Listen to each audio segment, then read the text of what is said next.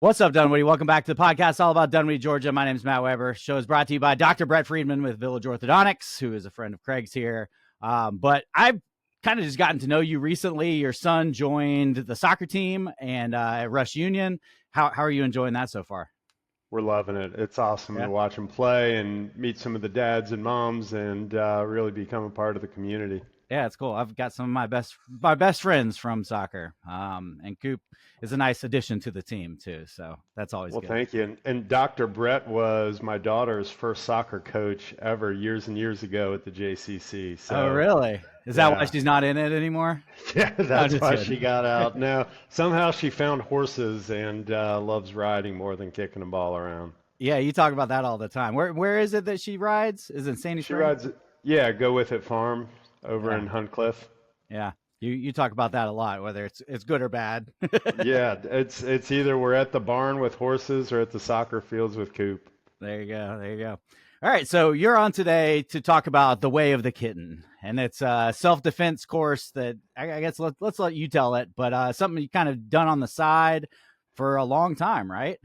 Yeah, so I got involved in the martial arts back in 1984. Had an older brother that used to like to beat me up, and I didn't like that very much. I was kind of the short, fat kid and didn't play any sports, non-athletic. And my buddy Mike Shiner used to take these classes over at the JCC up in Columbus, Ohio.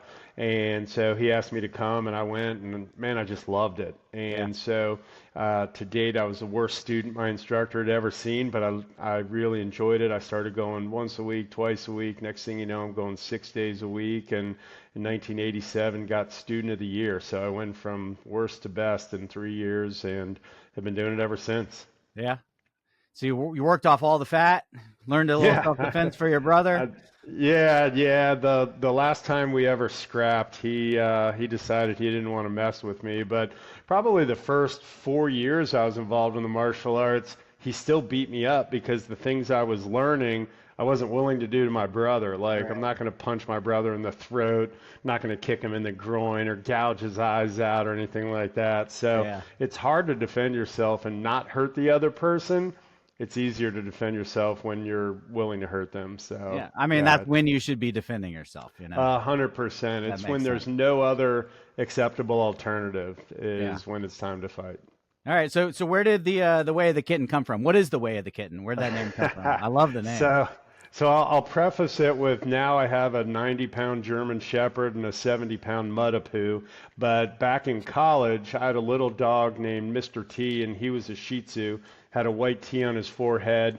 But he grew up with a Rottweiler, so he thought he was a Rottweiler. And he got in a scrap with a pit bull once, and they stood in there toe to toe. I thought he was going to be eaten, but I guess Shih Tzus were bred as fighting dogs. And so Yeah. he was a tough dude. And one day, Mr. T saw a kitten. He'd never seen a cat before. I was at my neighbor's house, and he took off after this thing 100 miles an hour. And they're up the stairs, down the stairs, around the couch, and he finally gets this little kitten cornered. And he's barking and barking and barking, and this little kitten's petrified and, back hunched and everything. And all of a sudden, the kitten dove straight at my dog. Looked like a Muppet flying through the air. My dog flipped on his back. No The idea what kitten to do. landed on him. He didn't know what to do. The kitten started scratching and ran out the door. And my dog is sitting there like, what the hell just happened? And I was embarrassed because my Shih Tzu, which was kind of a mutant Shih Tzu, he was bigger than normal because I got him at a pet store, but he got his butt kicked by a kitten. Yeah. And I was really embarrassed, didn't want to see my neighbors for a while. But now when I started teaching self-defense, I was like, that's the epitome of self-defense. If All you right. can run, run. If you can hide, hide. But if you can't, you need to attack and Go keep after him. going until you know you can get away. And so, back in the 70s and 80s when I was growing up, I used to love Bruce Lee movies, and he had The Way of the Dragon and The Way of the Yeah. Tiger. So I thought, The Way of the Kitten kind of fits in here, I and like it. that's what we went with. Discover Dunwoody is working tirelessly to put our city on the map as a premier destination for visitors coming to the Atlanta area. They're constantly updating their social media with exciting local events, dining options, and hidden gems that make Dunwoody special. So make sure you follow Discover Dunwoody on Instagram and Facebook for the latest updates and insider tips. They're packed with engaging videos showcasing our beautiful parks, attractions, community events. And if you know somebody planning a trip to the Atlanta area, make sure they visit discoverdunwoody.com/What's Up Dunwoody to find the perfect hotel in Dunwoody. Not only will they enjoy their stay in the city, they'll also be supporting, or you'll also be supporting, our local economy and helping, me keep my show going by supporting our sponsors. Thanks a lot. I like it a lot. And when did you actually start doing it for other people, like showing other people what's up? So I got my first black belt in 1989 and have been cross certified in a lot of different martial arts, but probably started teaching in the early 90s as I was getting out of college, and I started teaching at Capital University in their health and sports science department, so students at the university could actually get credits for taking the self-defense class. And then I just was asked to teach a rape prevention seminar for the women's basketball team. And then Cardinal Health asked me to teach. And so I started teaching for Fortune 500 companies. And I've just been doing that ever since. And, it's more of a hobby, side hustle kind of thing. It's not what I do full time, but anytime someone's interested, happy to help. I've taught for Girl Scout troops. I've taught at churches and real estate offices, things of that nature, but really enjoy getting out there and teaching. And the first thing I say in my class is, boy, I hope this is a waste of your time. Yeah. Because I hope you never get attacked. I hope you never need it. But if you do need it, it's going to come in handy. And there's actually a video testimonial on my website from a lady who took my class, and several years later, someone broke into her house and tried to kill her. And she remembered things from the class and kept fighting and survived the attack. Heck yeah. I mean, it's the best kind of testimonial that you can have for this. It's not one that you want to see, but at least it worked out. Thank goodness. Yeah, she actually started her own foundation called the Ray Foundation, and it does, a lot of journaling because there's a lot of traumatic effects after an attack. And, one of the things she always remembered was the fact that the FBI states that if you fight back, you've got a 50-50 shot of getting away. Yeah. And then if you keep fighting back, you've got another 50% chance of getting away. So about a 75% chance of getting away if you just keep fighting. And that's kind of what she did. And so she was able to survive. And she's helping others that go through similar traumas now. Yeah. Are most of your class women?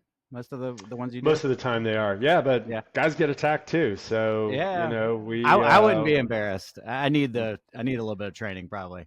Yeah, look, everybody does. And the biggest thing I teach is awareness. So it's just being aware of your surroundings and not becoming a victim. And a lot of folks are glued to their phones. They're walking to their car, looking at their phone, and they're checking, what's going on, and they're not looking around them. And bad guys make a living off of victims, people that they see as someone that's an easy target.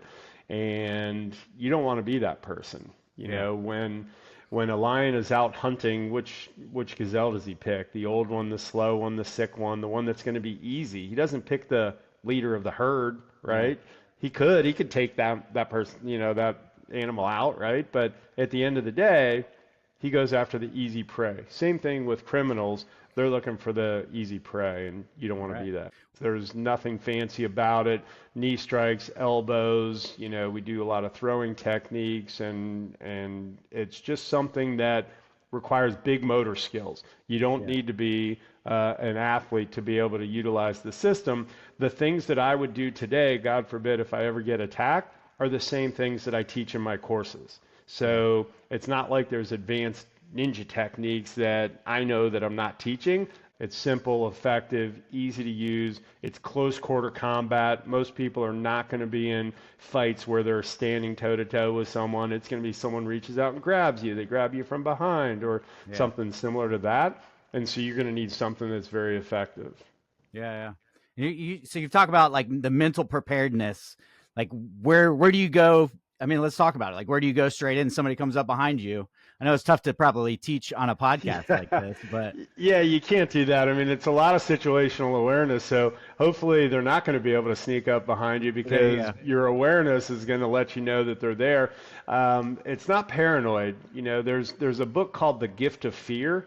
And I don't know if you're old enough to remember the No Fear T-shirts that a lot of the Yeah. kids used to wear. Oh I used to yeah. always go up to those kids and be like, "Hey," and they would jump. And I thought you didn't have any fear, but fear is actually designed to keep you alive. Yeah. And so the book is by Gavin DeBecker. Oprah had it on her book list a long time ago. But The Gift of Fear talks about how we all have this innate ability to sense when something's wrong. Yeah. But a lot of us are taught to ignore that, don't pay attention to that. And I disagree. I think you need to pay attention to that, just like the book talks about, Yeah. and really understand where if you feel like something is wrong, it probably is. We all have that extra sense. And a lot of us say, oh, don't be a fraidy cat or don't worry about that. It's okay to take a peek back over your shoulder and see if someone's walking there. You Yeah. shouldn't have headphones on. The headphones I wear are the shocks so they don't go in my ear so that I can still hear my surroundings. And I think that's really important that you're aware of your situation. So, Yeah. someone grabs you from behind, it depends on how they grab you and where they grab you. But a lot of times the target areas that you can reach and use to defend yourself are still accessible, right? The Yeah. groin, the eyes, the throat. Those are all things that we focus on because I don't care how big or strong you are, you get gouged in the eye, you've got issues. You get kicked in the groin, you've got issues. So Right. those are the things we really focus on. Yeah, and you're working with people that have probably never done this before, right? I mean, Correct. I would assume that 90% of them are just completely novices with getting attacked. We talk about Debbie and her encounter, and she doesn't remember the techniques that she did, right? So most people that come to the class aren't athletes. I've taught at senior centers and teach them to use their canes and their walkers, etc. But Yeah. at the end of the day, the techniques aren't as important as the fact that you keep on fighting and you're going after those big target areas. Yeah. The man areas, I'm assuming. Yeah, yeah, and they hurt the ladies too. Yeah, I'm sure. I'm sure. Um, yeah, so overcoming fear and just keep fighting. Where have you done this? Have you done this around Dunwoody? Yeah, so I actually taught a couple classes for the city of Dunwoody through the Parks and Rec department. Oh, that's cool. Karen Cannon's hired me to teach a couple classes in the branches at the branches Yeah. clubhouse. I've done a few Girl Scout troops at Dunwoody United Methodist Church, and Newell Rubbermaid hired me. I've taught at a few corporations here in town. So There yeah, you go. taught all over the place. Yeah, I think that real estate's probably a good way, a good place to go, because it's a lot of older women that are in uncomfortable situations where you're in a house with one person that you've never met before.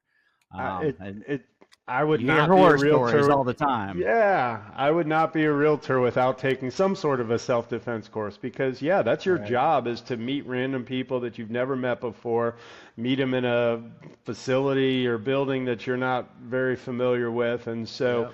I actually had a title company hire me to teach a handful, probably half a dozen to a dozen courses at different real estate offices around town. They were promoting their services, obviously, but they thought this would be a neat lunch and learn. So I would show up at the office, give an hour speech, and talk about things that they should do when they're showing houses, making sure that they know the egress, what are the exits, how do I get out, making sure the lights are on, making sure that people know that they're there, Where they recording are. everybody that comes in, letting the visitor go up the stairs first, things of that nature. Just little things, little common sense things that need to be on a heightened awareness when they're doing these showings. Yeah. And I mean, as a big man, I feel like I probably ignore a lot of those, and that would be a good class to take. I mean, even if it's just that, I might be Well, able to look, fight somebody off, but just these little, common sense things that I probably don't think about. we want to avoid the situation, right? And that's Right. the awareness piece. My instructor is the baddest dude I know. He is the most skilled martial artist I've ever seen. Forget the movies, forget, all these competitions. Like, he is just a bad dude. He Yeah. carries pepper spray. Yeah. He carries pepper spray. So if someone that's skilled at hand-to-hand combat carries pepper spray, hey, there might be something to it. And his theory is he wants the bad guy to pick the next person. right? The Yeah. bad guys are looking for the victim, and if they see you carrying a can of pepper spray walking down the street, they're probably going to pick the next guy. Yeah. I like that. Just make him pick Yeah, the next guy, the weak sheep. exactly. Right, exactly. Well, that's cool. We'll have to get together and do one of these around here. Yeah, I'd would love to love be to part of do it. that. Yeah, we've talked to David over at Dash about using the courtyard and doing a class there, Yeah. but Dunwoody Parks and Rec is always available. Backyards, I've taught in backyards before, so as long as there's, I look for at least 10 people, Yeah. but as long as there's a group of people, it's fun. Age group, I like to go around 14 and older. I've Hmm. done them for younger, 10, 11, 12, but the subject matter is pretty intense. Yeah. And so, we like to make sure that there's a maturity level there. So when we're talking about self-defense, rape prevention, violent situations, we are trying to cause extreme damage. When it's time to get away, this person picked us to be a victim, and Yeah. we're not going to let that happen. Yeah, that makes sense. And teaching my 13-year-old how to defend himself, he might actually use that in other ways. So yeah, you do have to wait till they're a little older to understand what's going on. Yeah, my son was probably 3 years old, and Mason got in his grill and he throat punched her. I was like, all right, time to quit teaching Cooper at such a Yeah, young age. Not sure he knows when to use it and when not to use it. that's funny. Um, well, very cool. And do you want to talk about your real job a little bit? Yeah, sure. So my day Yeah, job, I do. I'm I think saving this the is really earth. cool. Well, yeah. So I've been doing it for about almost 20 years, and I'm saving the earth one cell phone at a time. So I do wireless buyback and recycling. We work with major organizations, most of the Fortune 500, probably 12 of the top 20 Fortune companies, and we help keep phones out of landfills. So we're buying their old mobile phones, tablets, things of that nature. We're paying them for that equipment, providing data security, and we give them an environmental impact statement at the end of the day. So there's a beverage manufacturer here in town that utilizes us. They were more excited about the environmental impact statement that we sent them than they were about the $1 million check that we wrote them. So Yeah, cell phone buyback is kind of my jam, and that's how I pay the bills. yeah, that's awesome. And you still have time to do this on your own. I mean, I like. Yeah. I'm a man with ADD and lots of jobs, so I respect this side Yeah. hustle. That's cool, and The it's for a side good hustle. cause too. I mean, Well, yeah, and again, it's the classes are typically 2 hours. I've done lunch and learns for an hour. I've done 4 hour seminars. So, but the average is about 2 hours, and a lot of times I'm going in at 4 o'clock to 6 o'clock or 5 to 7, and sometimes they'll have dinner or subs or pizzas, and yeah, we've had some organizations that may have a cocktail or two, which I don't highly recommend, but it takes the edge off once in a while. But at the end of the day, it doesn't take up a lot of time. The availability's there. My schedule's extremely flexible since I've been doing it for 19 years. And quite frankly, I've gotten some customers for the cell phone buyback through teaching these yeah. classes because I'll get in, I'll mention what I do, and they're like, hey, we've got some phones. So it's a win-win situation. Yeah, that's awesome. We'll have to get together, collaborate on this. Absolutely. And Let's if put people want to something get in together. touch with you, what's the best way to do that?